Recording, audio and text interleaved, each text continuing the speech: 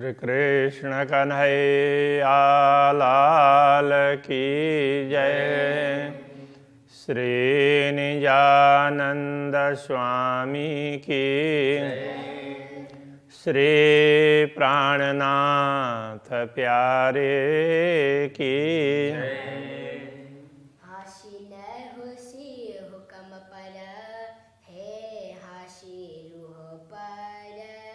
जाको गुनाह पहुँचा खिलवत में, कहे कलाम अल्लाह कहे कलाम अल्लाह कर। श्री कृष्ण कन्हैया लाल की। रसूल मोहम्मद को जब मेराज हुआ तो ऐसा कहते हैं कि उन्होंने कुछ आत्माओं को देखा, उनके लिए उन्होंने कहा ये मोती है। तो उनके मुंह पर ताला देखा। मुंह पर ताला, वैसे ताला लटका हुआ ऐसा नहीं है, लेकिन किसी के लिए बोलने में बोल देते हैं ना, कोई चुप बैठे हो तो क्यों वो जवाब नहीं दे रहा है, मुंह में ताला लगा रखा है क्या, ऐसा बोलते हैं ना। तो बस इस तरह से मौन थे। तो मौन देख करके तो वो बोलते हैं कि हमने परमात्मा को पूछा तो उन्होंने कहा ये तुम्हारा ही समूह है, तुम इसी में से हो, ये बताया। तो ये चुप क्यों बैठे हैं? तो इन्होंने गलती की है ऐसा बोला। अब इनको लगा कि गलती मतलब अपराध, तो ऐसा दोष तो यहाँ परमात्मा के वहाँ भी अपराध होता है। इस तरह से बहुत से लोगों को इस बात पर संदेह हुआ। हो सकता है जिनको भी अनुभव होता है तो उनकी बातों पर दूसरों को संदेह हो, तो वो क्या बताते हैं, दूसरे क्या समझते हैं, ऐसी बहुत सी बातें होती है। अनुभव अलग वस्तु है और ज्ञान अलग वस्तु है। तो प्राणनाथ जी उसका स्पष्टीकरण ये देना चाह रहे हैं। तो देखो, रसूल को जो परमात्मा ने गुनाह की बात की, वो कोई गुनाह नहीं है, परमात्मा के वहाँ कोई गुनाह नहीं पहुँचता। किंतु ब्रह्मात्माओं की तीव्र इच्छा थी दुनिया को देखने की, तो दुनिया को देख करके वो अपना अस्तित्व को ही भूल जाती है। उसके बाद में उनकी हंसी होगी तो वो उनके लिए तो एक गुनाह दोष है, उसको अपराध को दोष को, बस वो अभी मौन है। तो उसका कारण ये है कि उनकी दृष्टि दुनिया में है। जब परमात्मा के समक्ष होते हैं तो उनकी दृष्टि परमात्मा की तरफ होनी चाहिए ना। तो उस समय मौन है, दृष्टि दूसरे तरफ है, तो ये उनकी भूल है। तो वो भूल क्यों? तो उसके लिए भी उन्होंने बार बार समझाया कि देखो, ये भूल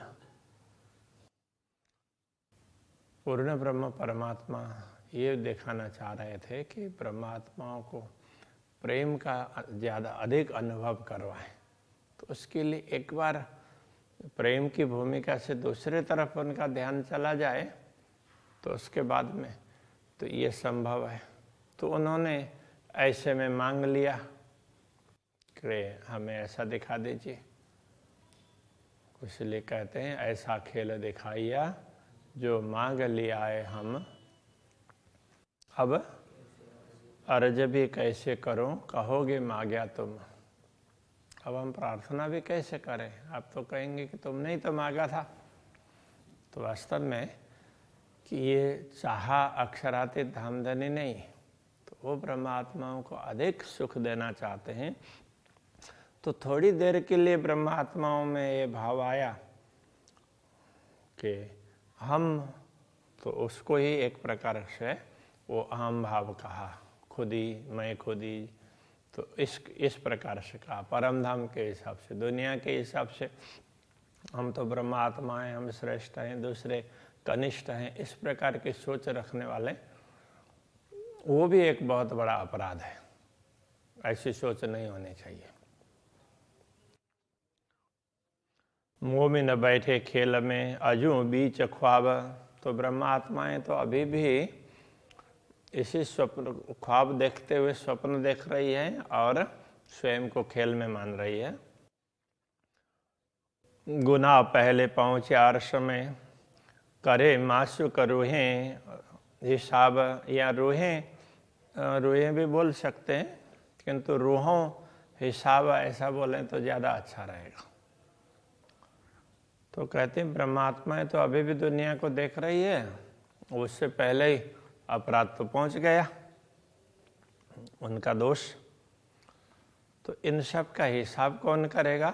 स्वयं पूर्ण ब्रह्म परमात्मा करेंगे। करे माशुक रूहों हिसाब, तो ब्रह्मात्माओं का हिसाब वही करेंगे। हक हुक्म तो है सब में, बिना हुक्म कोई ना है। तो वैसे देखा जाए तो सर्वत्र पूर्ण ब्रह्म परमात्मा का आदेश ही कार्य रहता है, वही चलता है, उसके अतिरिक्त तो कुछ भी नहीं है। उनके आदेश के बिना वो ना चाहें और कुछ और हो जाए, ऐसा संभव नहीं है। पर यामे हुक्म नजर लिए, और रूह का बड़ा मता यामा है। यामे हुक्म नजर लिए। अब ब्रह्मात्माओं में क्या है कि ब्रह्मात्माओं में राज्य का हुक्म है, तो अब उनकी दृष्टि को लेकर के बैठा है। तो राज्य की तरफ दृष्टि होनी चाहिए, तो दुनिया की तरफ करवा रहा है, तो आदेश।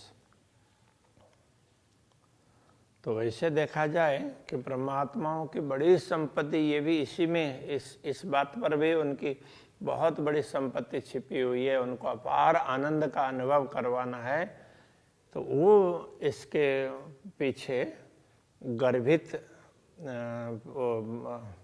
क्या बोलेंगे कि ये राज्य की गर्भित कृपा है।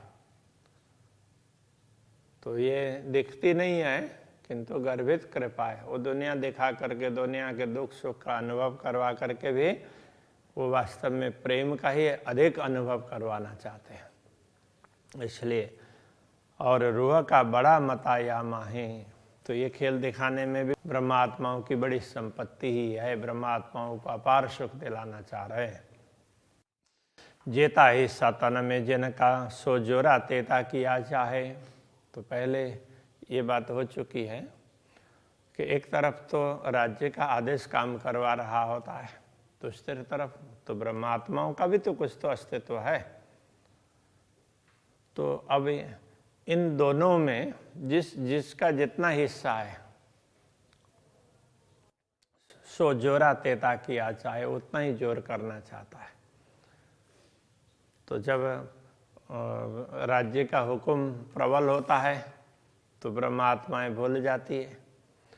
जब ब्रह्मात्माओं को ये लगे कि अरे हम तो कहाँ भूल गए, तो उनको अपना स्व का अनुभव होने लग जाए, तो उनको ये लगेगा कि हम तो राज्य के चरणों में होते हुए दुनिया को देख रहे हैं, हमें तो सदैव राज्य का स्मरण करना चाहिए। इस प्रकार का होगा। तो ये जिसका जितना हिस्सा है, ये विचार करे सो मोमिन हक हुक्म देशी गुहाएं। तो इस बात पर ब्रह्मात्मा ही विचार कर सकती है। तो ये गुहाए का अर्थ यहाँ गवाह इस अर्थ में है। अब गुहाए है, वो गवाहे होता तो ज़्यादा अच्छा होता। तो अक्षरातीत धामधनी का आदेश से वही इसकी साक्षी देगा, तो वही समझाएगा कि देखो तो ये ज्ञान तुम्हारे लिए आया है, तुम जागृत हो जाओ और जल्दी समझ लो। इस प्रकार से ये ज्ञान ही साक्षी होगा। तारतम ज्ञान से ही तो ये पता चलेगा। ताथे हुकुम के सिर दो सदे बैठ न सके मोमिन। इसलिए ब्रह्म राज्य के हुक्म के ऊपर दोष दे करके उसके सिर पर दोषारोपण डाल करके ब्रह्मात्मा ऐसे चैन से माया मोह में मस्त होकर नहीं बैठ सकती। उनको अपना प्रयत्न करना चाहिए। अर्श दिल खुदी से क्यों डरे, लिए हक इल्म रोशन। तो अर्श दिल का तात्पर्य धाम हृदया ब्रह्मात्माएं खुदी से क्यों डरे। तो उनको जो अहम भाव, जिसको देहाभिमान भी, वो भी अहम है, तो मैं तो आत्मा हूँ, मैं तो राज्य के चरणों में हूँ, ये भी तो अहम है। उसको इससे डरने की आवश्यकता ही नहीं है। लिए हक इल्म रोशन, जब ब्रह्म ज्ञान से हृदय प्रकाशित हो गया, पता चला कि ये दुनिया तो अक्षरातीत धामधनी ने हमें दिखाई है, तो इतना पता चले अरे हम तो राज्य के चरणों में बैठे हैं, ये ख्याल आ जाएगा ना। तो इसलिए खुद ही से डरने की आवश्यकता ही नहीं है, आत्मा भाव में आना चाहिए। तो अहम भाव यदि हम भूल में हों तो अहम भाव खराब है, देह का अभिमान है वो खराब है। तो आत्मा का अनुभव हो तो मैं तो आत्मा हूँ, हमेशा ये ख्याल होता रहता होगा, तो ये अभिमान, यदि इसको अभिमान भी कहें तो भी ये अच्छा है, इसलिए इससे डरने की आवश्यकता ही नहीं है।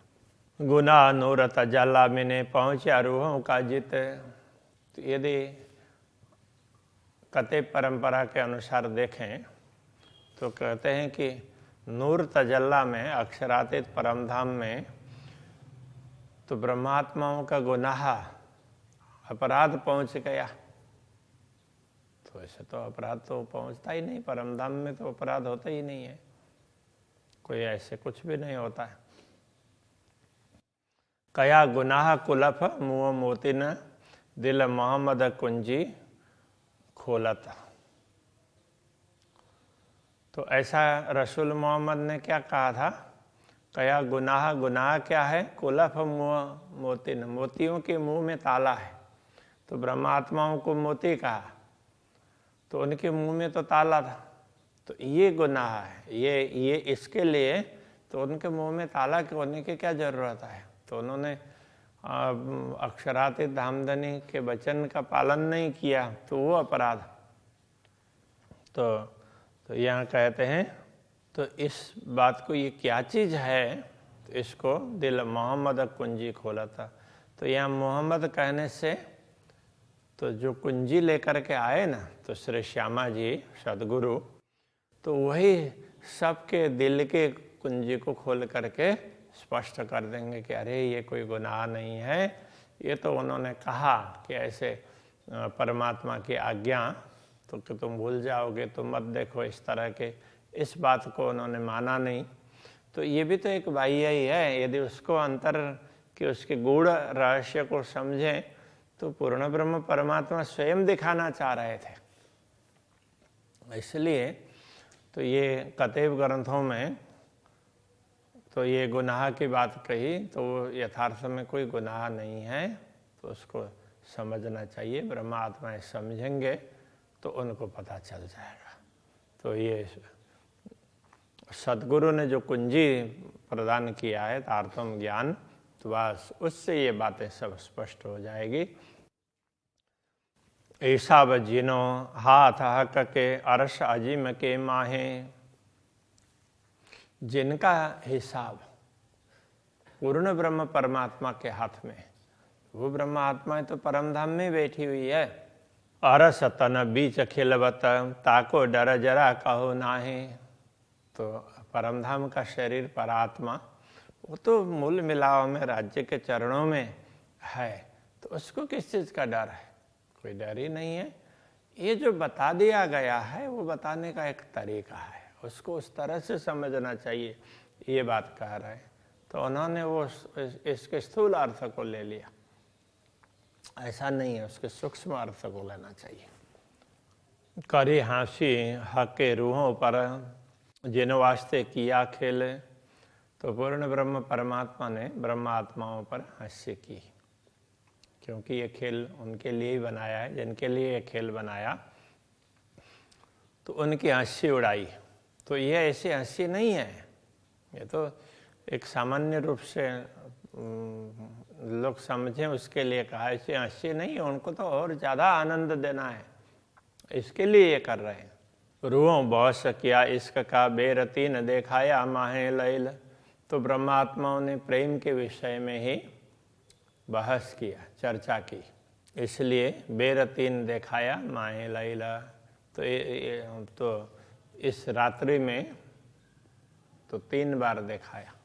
तो इसलिए इस रात्रि को, जिस रात्रि में खेल दिखाया, उसको रात्रि कहने का तात्पर्य अज्ञान की अवस्था। तो ये तीनों अवस्थाएं हैं वो श्रेष्ठ हैं, ऐसा कहा। इसलिए उसको कतई ग्रंथों में लैलतुल कद्र का कद्र करना चाहिए, आदर देना चाहिए, ऐसा ये ऐसी रात्रि है, इस प्रकार से कहा। हक आगू कहे मोहम्मद मोए अर्श में बिना उमत।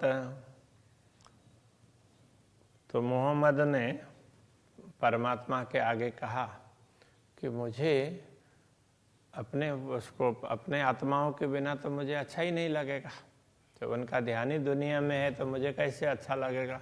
इस प्रकार की बात कही, ऐसा करके यहाँ कह रहे हैं। अब किस रूप में कहा है ये मालूम नहीं है, तो उसको ऐसे समझना चाहिए, ये कहना चाह रहे हैं प्राणनाथ जी। हके दिया प्याला मेहर कर। तो उन्होंने तो उन पर कृपा करके प्याला भी दिया प्रेम का,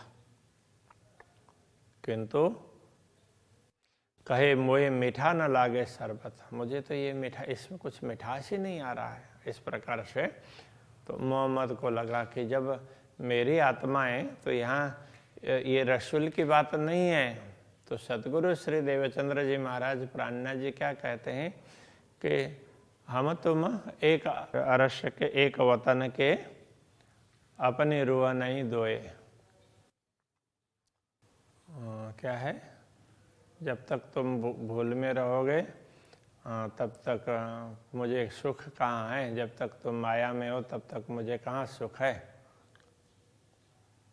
तब सुख कैसा मोहे, हम तुम एक वतन के अपनी रूह नहीं दोए। तो पहला चरण अभी याद नहीं आ रहा है। ये इस प्रकार की बात है। हक के दोस्त कहे औलिए भय ऐसे बुजुर्ग। तो पूर्ण ब्रह्म परमात्मा ने ये भी कहा कि देखो, ये औलिया कहने का तात्पर्य वली का बहुवचन औलिया होता है। वली का अर्थ होता है दोस्त, मित्रता रखने वाले। तो पूर्ण ब्रह्म परमात्मा ने कहा मेरे सबसे अंतरंग तो यही हैं, यही ब्रह्म आत्माएं मेरे अंतरंग है। इस प्रकार कहा। भय ऐसे बुजुर्ग का, तो ये ब्रह्म आत्मा इस दुनिया में भी सबसे श्रेष्ठ कहलाई है। इनको देखे से स्वभाव जैसे याद किए हुए हक। इनको देखने मात्र से भी स्वभाव मिलेगा। तो स्वभाव का अर्थ क्या होता है, लाभ प्राप्त होना, पुण्य। इनके दर्शन मात्र से भी पुण्य प्राप्त होगा। जैसे याद किए हुए हक, जैसे परब्रह्म परमात्मा का स्मरण करते हैं तो कितना लाभ मिलता है, आनंद मिलता है। तो ऐसे ब्रह्मात्माओं के दर्शन मात्र से भी आनंद मिलेगा। तो पूर्ण ब्रह्म परमात्मा ने इनको नश्वर जगत में भी ऐसी प्रतिष्ठा दिलाई। जित पर जले जबराइल पहुँचा न बिलंदी नूर। तो जहाँ प्रवेश करते हुए जिब्रिल के पंख जलने लगे, तो इसलिए वो नूर बिलंद में ना पहुँचा, तो अक्षरातीत धाम में नहीं पहुँच सका। बिना रूहें इशारते खिलवत दूजा एक कौन जाने मजकुरा। तो बिना रूहें, ब्रह्मात्माओं के बिना, खिलवत इशारते, परमधाम के ये संकेत हैं। दूजा ये कौन जाने मजकुरा, इस विवरण को कौन समझ पाएगा। ये तो ब्रह्मात्मा ही समझेंगे ना।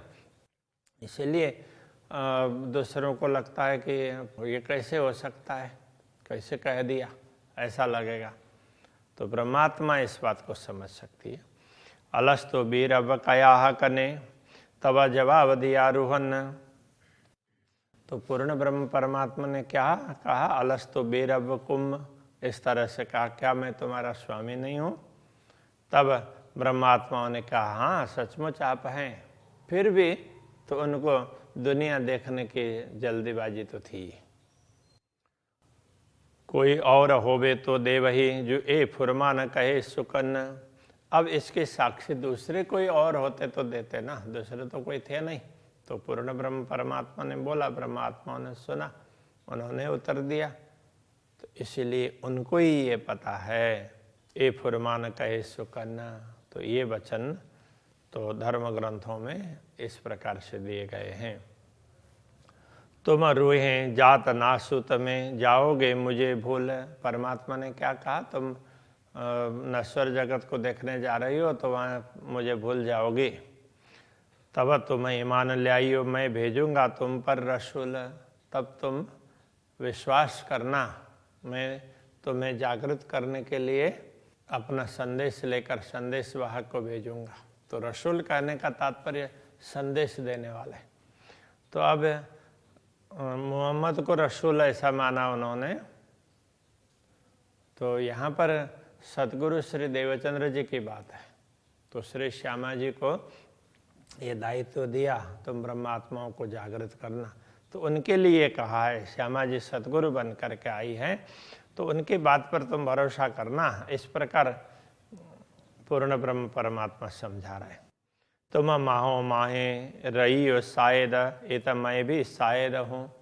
तुम परस्पर एक दूसरे की साक्षी बनना, और मैं भी तुम्हारा साक्षी हूँ। तुम्हें जागृत करना, तुम परस्पर एक दूसरे को जागृत करना, और मैं भी तुम्हें जागृत करने का प्रयत्न करूँगा।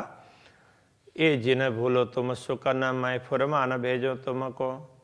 तो ये बात मत भूलना कि मैं तुम्हें अपना ज्ञान, अपना आदेश भेजता रहूँगा। तो ये सारे धर्म ग्रंथ है, ये फुरमान है। और शायद किए हैं फिरस्ते, सो भी देवेंगे शायद ही। तुम्हारे लिए ईश्वरी सृष्टि को भी साक्षी बना देते हैं, वो भी साक्षी देंगे। सो रसूल याद है देसी तुम्हें, जो मेरे आगू हुई इत की। तो मैं जिसको संदेश लेकर के भेजूंगा, तो वो यह जो बात होगी, परमधाम की जो बातें, वो सारी बातों को साक्षी दे करके समझाएंगे। मेरे सामने अभी जो बात चल रही है, इसकी साक्षी भी देंगे, ये कहना चाह रहे हैं। ऐसी बढ़ाई औलियों हाके अपने मुख दे। इन जिनको कुरान में, हदीस में औलिया कहा है, ऐसी ब्रह्म आत्माओं की बढ़ाई, उनकी महिमा इस प्रकार का बताई है। स्वयं परमात्मा ने उनका महत्व समझाया। और ये भी कहा, कोई या को न जाने मुझ बिना। तो मेरे बिना दूसरा तो इनको कोई पहचानता ही नहीं, किसी को पता ही नहीं है इनके विषय में, मैं ही जानता हूँ इनको। मैं छिपाए तले कबाए, मैंने उनको कबाए के नीचे छिपाया है। तो ये कबा का तात्पर्य, तो उसको वो एक प्रकार से जामा। तो जामा, अभी जो जामा पहनते हैं वो दूसरे टाइप के होंगे, तो पुराने समय में दूसरे प्रकार के। अभी जिसको घाघरा बोलते हैं, बहुत लंबा घेरा होता है, वो खोलेंगे तो बहुत लंबा हो जाएगा। तो उस तरह से मैं तो इससे छुपा करके रखूँगा, उसको कबाए तले ऐसा कहा। तो ऐसे जामे से ढक करके नहीं है, लेकिन कहने का तात्पर्य है, मैं तो बस इनको इतनी नज़ीक रखूँगा ऐसा कहा। तो मैं ही तो इनका संरक्षण करता हूँ, तो मुझे ही इनके विषय में पता है, इस प्रकार से समझाया है। तो इस बात को समझना चाहिए, ये कहना चाह रहे हैं। अभी यहीं रखते हैं। श्री कृष्ण कन्हैया लाल की। मैं छिपाए तले कबाए के, मैं छिपाए तले कबाए के। ऐसी बढ़ाई ओलियो, ऐसी बढ़ाई औलियों, हके अपने मुख दे। हके अपने मुख दे। या को न जाने मुझ बिना, सोई को न जाने मुझ बिना। मैं छिपाए तले कबाए के, मैं छिपाए तले कबाए के। मैं छिपाए तले कबाए के। मैं छिपाए तले कबाए के।